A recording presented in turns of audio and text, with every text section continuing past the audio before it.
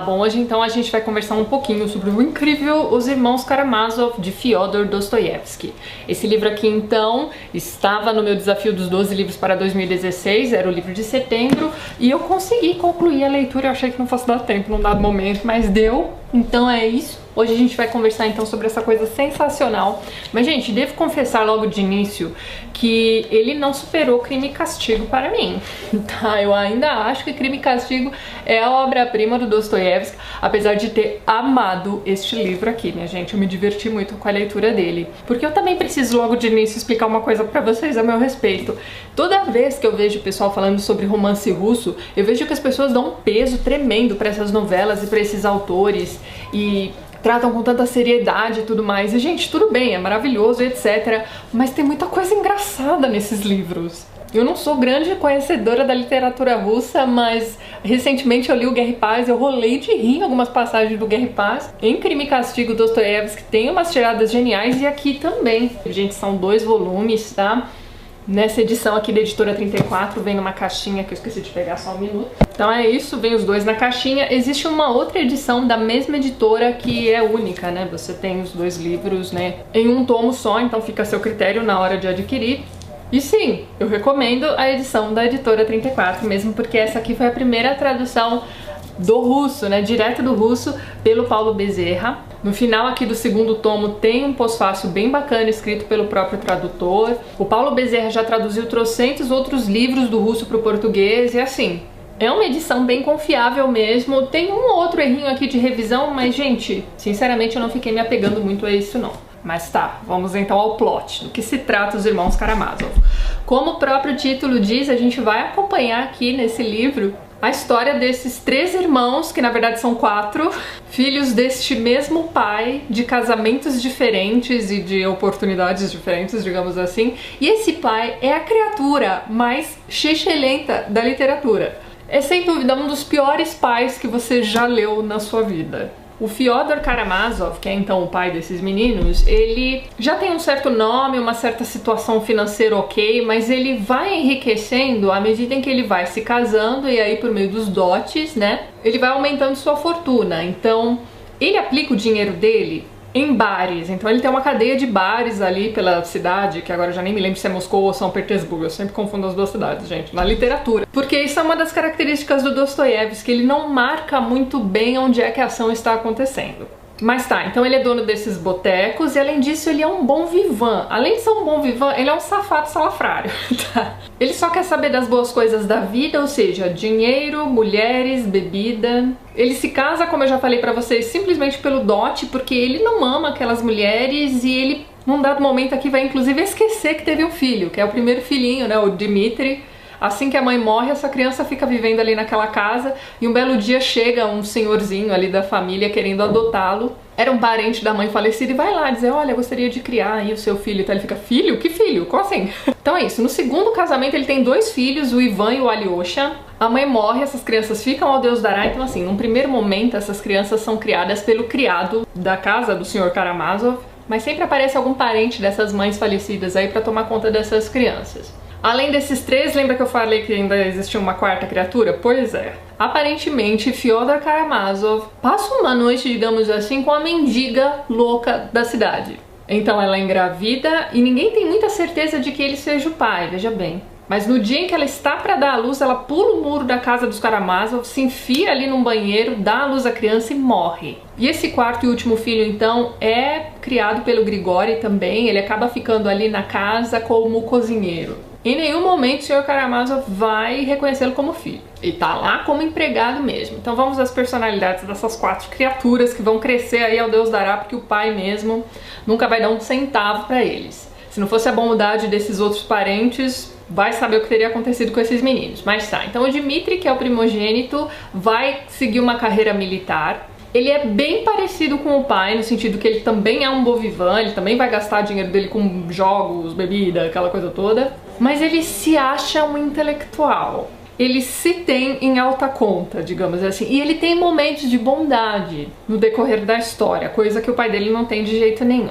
Aí nós temos o Ivan, que é ali dos 3 filhos reconhecidos, o filho do meio, e ele sim é um intelectual. Dos filhos também ele é o mais europeizado, digamos assim, e ele é meio que um filósofo, ele é ateu, ele fala muito bem, a gente nota ali nas falas dos filhos algumas diferenças também, então a fala do Ivan é sempre a mais concatenada, e é dele que parte a ideia principal desse livro aqui, minha gente, porque veja bem, se Deus não existe, significa que tudo é permitido, certo?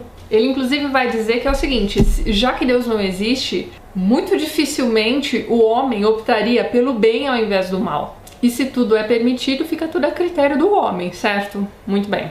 Inclusive, Ivan é o responsável pelo capítulo mais sensacional que tá aqui nessa primeira parte, sobre o Grande Inquisidor, minha gente. Daqui a pouco eu converso um pouquinho sobre o Grande Inquisidor com vocês. Vamos ao terceiro filho, que é o Alyosha.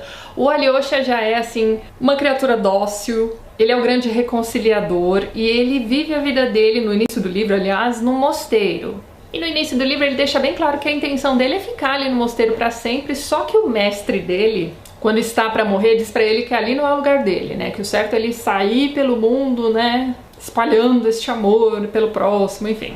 Então, coitado do Alyosha, nessa história ele vai funcionar como esse mediador, então, entre esses irmãos e esse pai. Ninguém se dá muito bem, mas todo mundo se dá bem com o Alyosha de certa forma. Então, ele é o filho preferido e ele é o irmão preferido dos demais. Então você tem todos os conflitos que acontecem com cada um desses personagens e o Alyosha tá lá no meio, tentando resolver tudo e não conseguindo. Além desses 3, a gente tem também o Smerdyakov, que é o fruto, então, daquela relação que ele teve com a mendiga, enfim. É o enjeitado.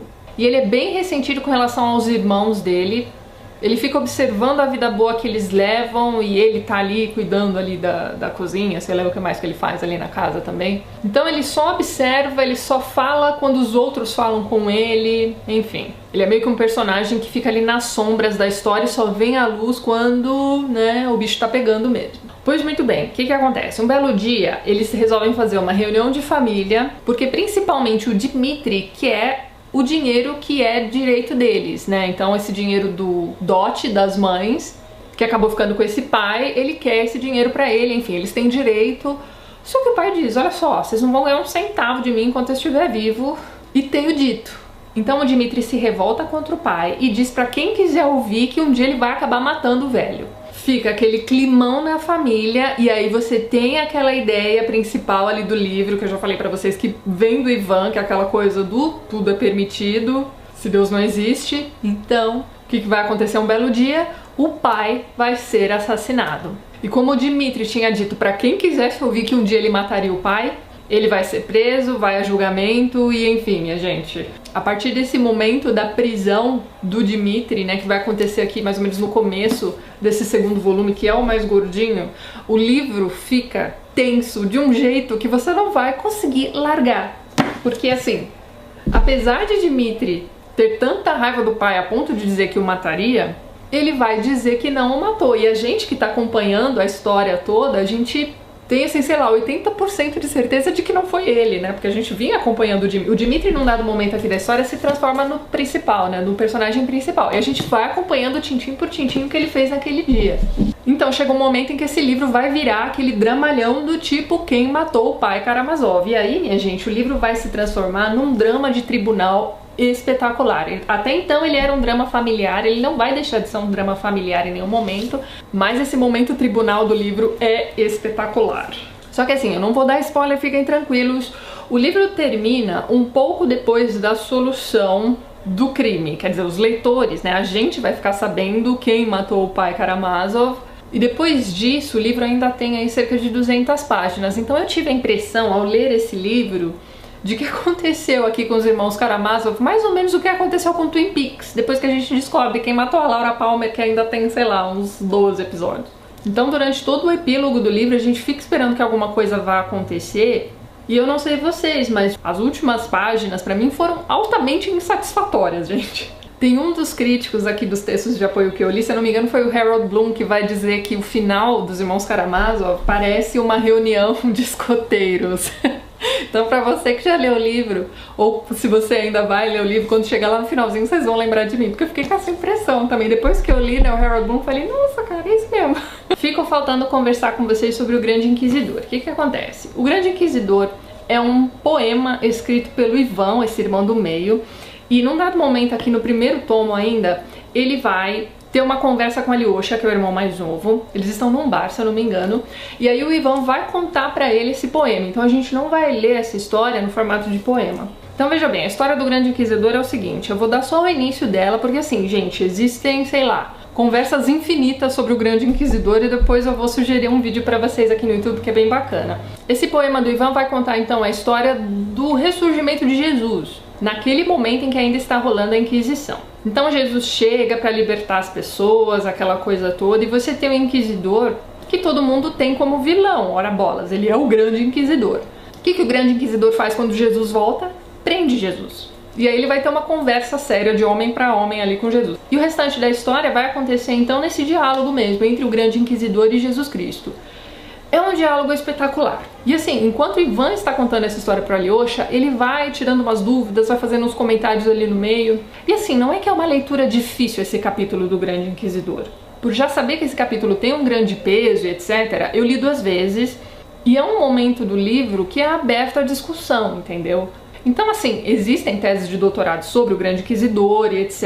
Então, minha sugestão para você, quando você chegar ao momento do Grande Inquisidor, é fazer como eu, ler 2 vezes, ver se entendeu direitinho, dá uma lida pela internet aí em coisas bacanas que você encontrar sobre o Grande Inquisidor, porque veja só você, depois da minha leitura do Grande Inquisidor, eu fiquei com a impressão de que os dois eram um espelho um do outro, Jesus e o Grande Inquisidor.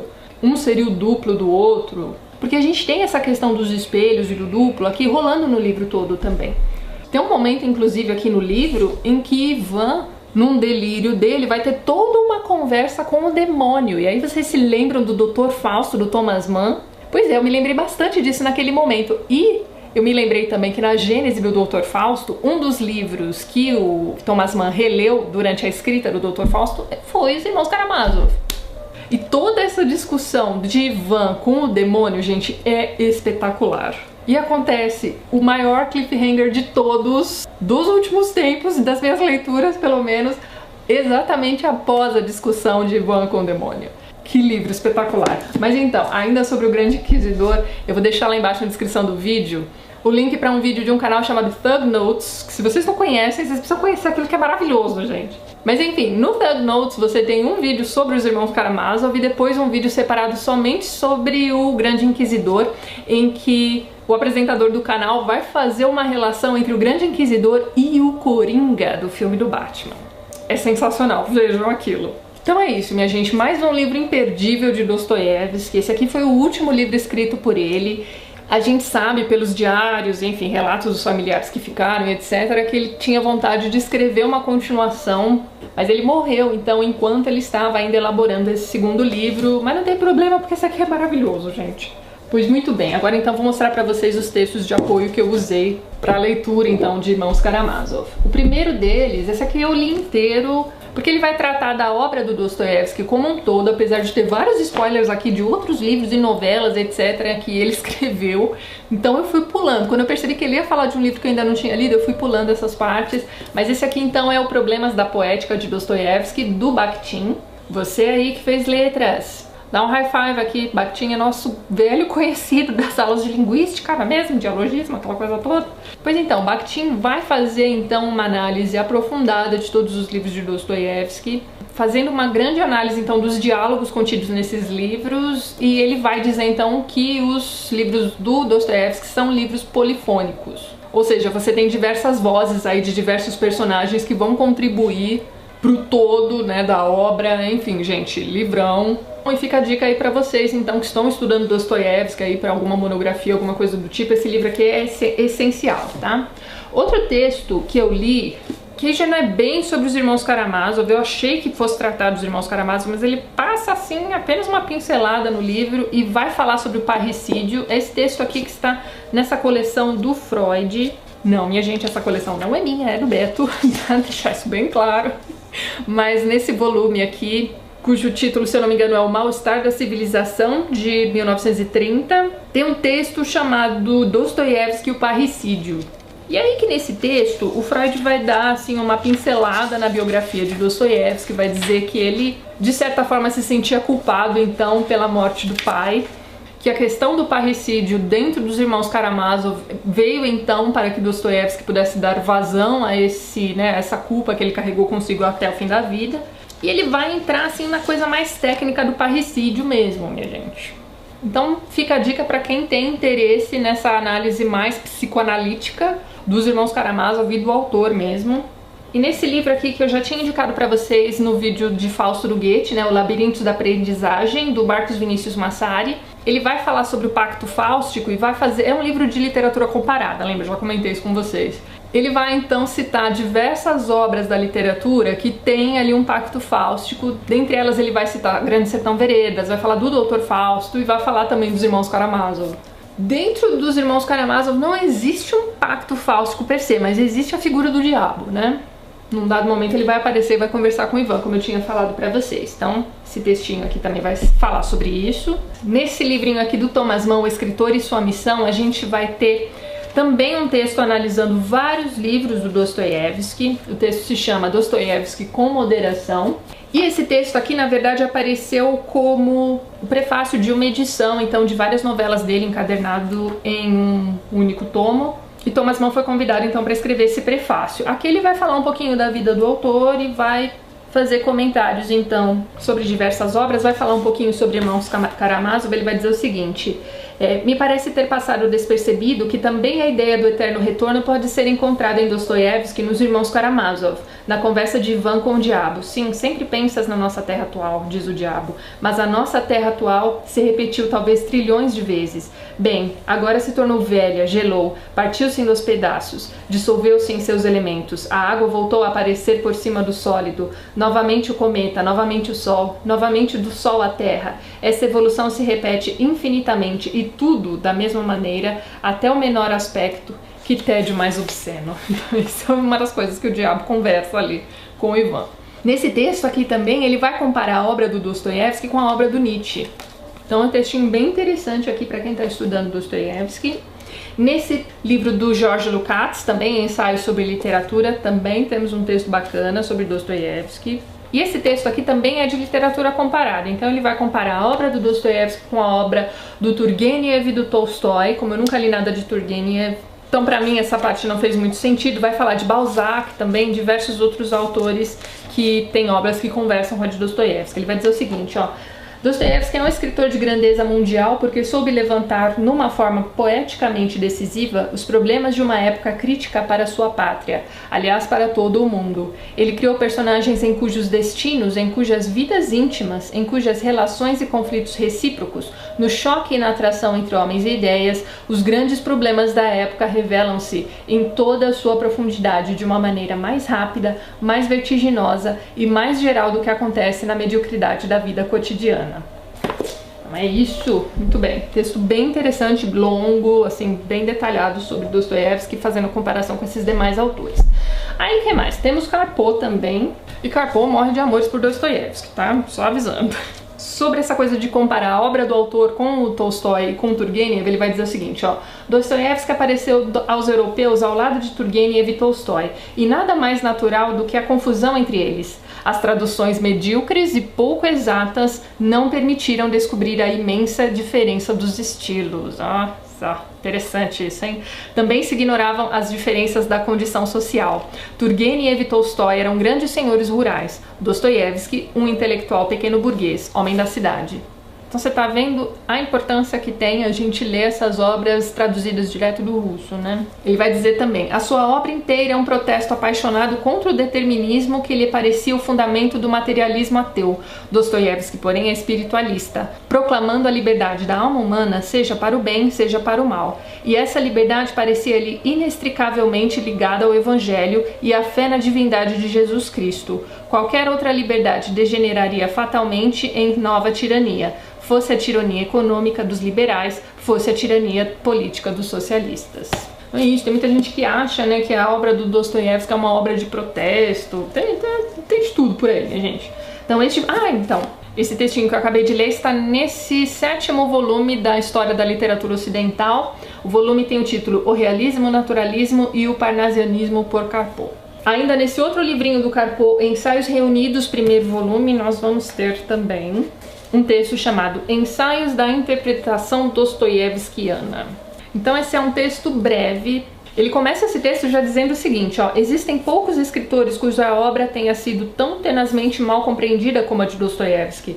Dostoiévski é, se não o maior, de certo o mais poderoso escritor do século XIX, ou do século XX, pois a sua obra constitui o marco entre 2 séculos da literatura. Literalmente, tudo que é pré-dostoiévskiano é pré-histórico. Ninguém escapa à sua influência subjugadora, nem sequer os mais contrários. Então é isso, né? Karpov defende Dostoiévski com unhas e dentes, e eu já vou dizer por quê. Vocês vão ficar abismados. Eu fiquei, quando eu li, pelo menos, o próximo livrinho que eu vou mostrar pra vocês. Aí na página 171, sobre o Grande Inquisidor, ele vai dizer o seguinte, ó: Dostoiévski nos recusa o direito de nos chamarmos cristãos. Ao contrário, ao lado do operário de Londres, do burguês de Paris e do professor de Heidelberg, ele coloca o padre romano. Vosso pretenso cristianismo, diz ele, é a religião do anticristo. Eis aí o assunto do Grande Inquisidor. Tá vendo? Tem várias interpretações diferentes sobre o Grande Inquisidor, gente. Isso é bem interessante. Agora vamos ao livro que me deixou abismada. Esse aqui é o Lições de Literatura Russa, do Vladimir Nabokov. Gente, tem um texto longo sobre Dostoiévski aqui. E Nabokov odeia Dostoiévski. Ele acha que ele é um autor medíocre, enfim, vou ler aqui um pouquinho para vocês. Minha posição em relação a Dostoiévski é curiosa e difícil. Em todos os meus cursos abordo a literatura a partir do único ponto de vista que me interessa, a saber, o da arte duradoura e do talento individual. Dessa perspectiva, Dostoiévski não é um grande escritor. Ao contrário, é bastante medíocre, com lampejos de excelente humor, mas infelizmente separados por oceanos de platitudes literárias. E assim, ele passa o texto inteiro acabando com Dostoiévski. E o pior é que algumas coisas que ele vai dizer ali vai fazer sentido. Então, veja só você que a impressão que eu tive quando eu li esse texto é a de uma pequena indignação, assim, dentro de mim, vocês estão entendendo? E eu fiquei pensando, cara, deve ser exatamente isso que as pessoas que assistem aos vídeos de livros que elas amam e que eu detestei pensam, né? Então, é o mesmo processo. Ele vai contar também sobre a prisão do Dostoiévski, né? Dostoiévski também não era flor que se cheirasse, não, minha gente. Ele foi preso e aí um dos generais ali que tomavam conta do lugar onde ele estava preso era um Nabokov, um antepassado do autor de Lolita, né? E aí ele vai dizer, ó: a correspondência trocada entre esse general Nabokov e o czar Nicolau a respeito daquele prisioneiro, do Dostoiévski, constitui uma leitura engraçadíssima. Então assim, ele já detesta o autor, ele sabe que os antepassados dele já o ridicularizavam. O que você vai esperar, não é mesmo?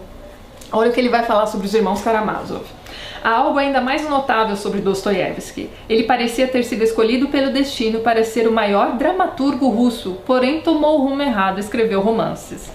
Os Irmãos Karamazov sempre me pareceu uma peça mal sistematizada, contendo apenas aqueles móveis e outros recursos indispensáveis aos vários atores. Uma mesa redonda com a marca circular e molhada de um copo, uma janela pintada de amarelo para dar a impressão de que fazia sol lá fora, ou um arbusto trazido às pressas por um assistente de teatro e posto no palco de qualquer maneira. Então ele vai contar aqui nesse texto também que Dostoiévski escrevia a toque de caixa. Então ele tinha muitos credores, estava endividado até dizer chega. Diz que no fim da vida ele até que estava mais tranquilo, mas nessa época aqui dos Irmãos Karamazov ele ainda estava acostumado a escrever muito rápido para poder entregar e, enfim, pegar o chequezinho de pagamento dele. Então o que que acontece? Ele escrevia e não revisava. Quem revisava era a moça, né, a estenógrafa com quem ele se casa, né, segundo a esposa dele. Então assim, eram livros que ele escrevia de qualquer jeito, não relia, passava pra estenógrafa e é isso aí, entendeu? Isso é o que diz Nabokov.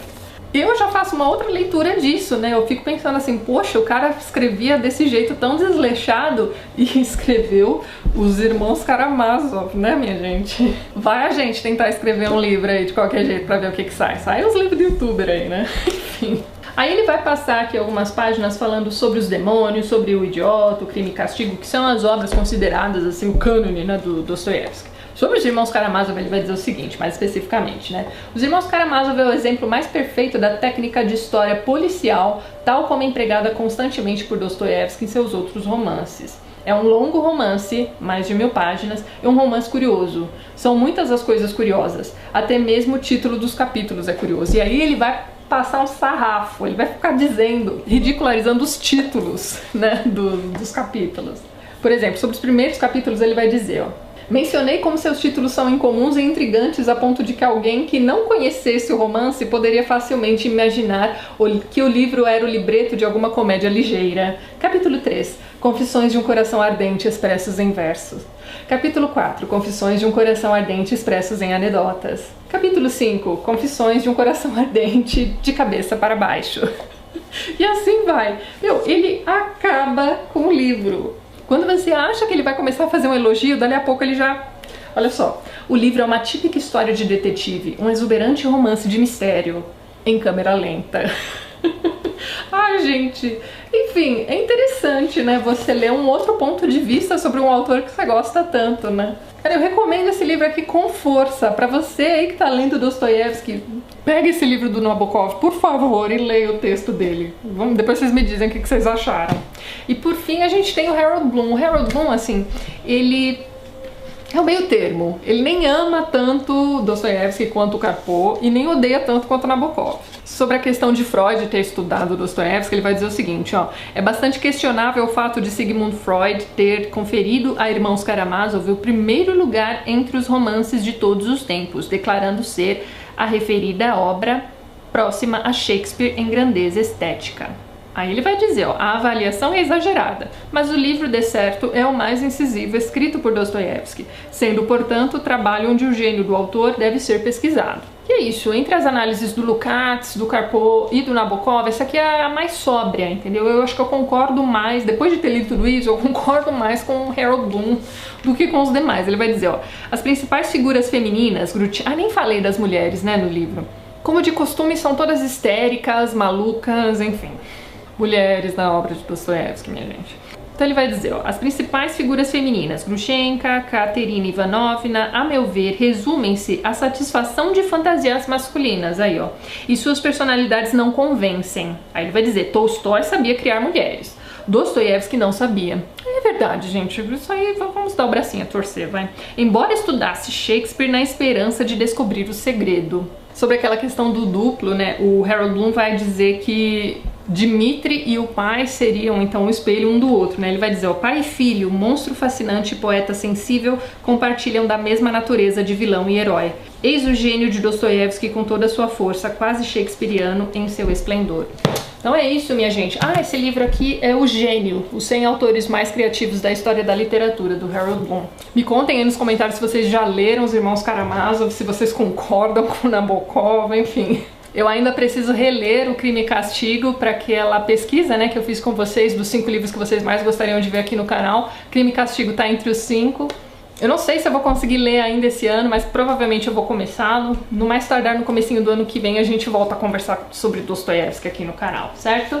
E o Gente Pobre também tá no meu desafio das primeiras histórias, então logo logo a gente conversa mais sobre ele. Então é isso, se você gostou do vídeo, não esqueça de dar aquele joinha, ajudar a compartilhar. Um beijo grande pra todo mundo, até mais!